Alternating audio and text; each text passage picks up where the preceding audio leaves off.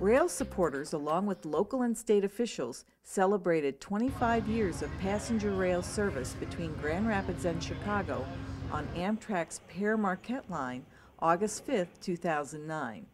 To commemorate the silver anniversary, there were ceremonies prior to regularly scheduled train departures in the cities of Grand Rapids, Holland, Bangor, and St. Joseph Benton Harbor, the 4 stops along the Pere Marquette route.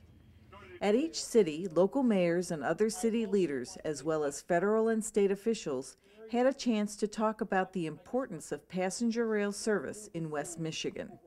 Well, I think it's very important, especially the Grand Rapids connection. Grand Rapids is a major entity.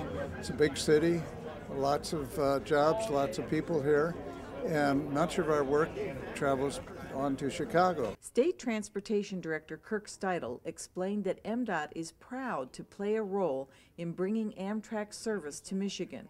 It is one of 2 state-supported routes in the state. Having passenger rail service in a community says a lot about that community. It says you're unique. Not every city can claim that they have passenger rail service. It also helps drive their local economy. Businesses tend to create and establish around the stations. Amtrak provided a superliner train for the special event, including a double-decker lounge car and 3 coaches. Passengers received special treats to commemorate the anniversary and had an opportunity to win free round-trip tickets at each stop. In Holland, Mayor Al McGeehan welcomed early risers in the Tulip City. It's a wonderful day in the neighborhood.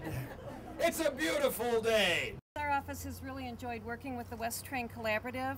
The newly launched mytrain.com website is proving to be a great tool for us because Chicago is one of our biggest tourism markets. In Bangor, the depot, built by the former Pere Marquette Railroad in 1926, was restored in 2005. As we see, the value of the rail service is we have an average of 15 people that get on and off 7 days a week.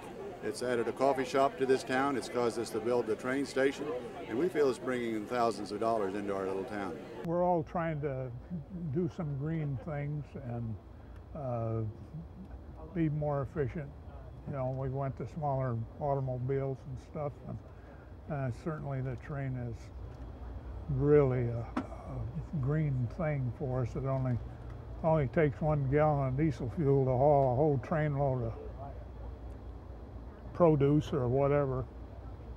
St. Joseph Benton Harbor is known locally as the Twin Cities. It is the last stop in Michigan before the train heads to Chicago.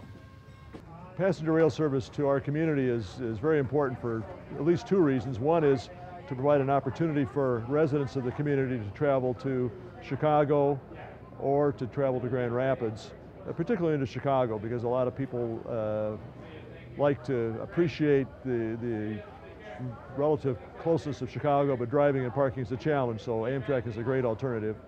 Secondly, and growing importance, is the ability for people in Chicago and Grand Rapids to come to St. Joe. Having Amtrak in southwest Michigan, to me, and specifically to the cities of St. Joseph and Benton Harbor, is a critical aspect of our public infrastructure. It's the last bastion of public transit that we have in this area. We don't have commercial air service. We don't have commercial bus service as such, except for dial-a-ride types of deliveries. So it is truly an intercity transit system that we desperately need. From 2002 to 2008, Amtrak ridership in Michigan has grown by 60%. Last year, 110,000 riders took the Pere Marquette. Congratulations, West Michigan, on 25 years of being on board.